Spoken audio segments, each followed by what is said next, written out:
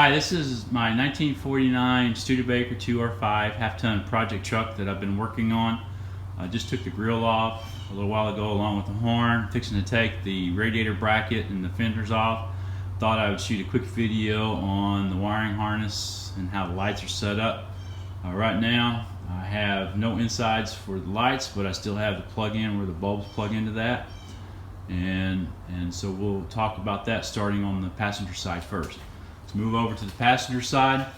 What you can see is there's your plug-in for your bulb right there, and it runs back in behind there, and the wiring harness comes out under the fender through this grommet right here in the fender, and then it comes up to the radiator bracket and goes to the inside there through that grommet. And then as you move over and you look into it, what you'll see is that's where the wires come out at. There is a bus bar there that the wires are connected to, and you'll also notice another wiring harness coming out, which is this one right here, and this runs across over the radiator bracket to the other side over there to where the driver's side headlight is. Here's the driver's side headlight. There's my connector for the bulb. The wiring from behind there comes out through this grommet up through the radiator bracket.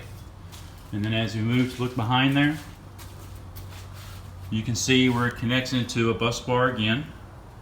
That bus bar right there. And you can see the wiring harness that came from the other side over there for the other headlight, where it comes in. They're all connected to this bus bar. And then all the wires join in here in this wiring harness, which feed back to the vehicle itself. So just a real quick memory video for how the lights are actually wired and put together on the Studebaker, and hopefully that helps somebody.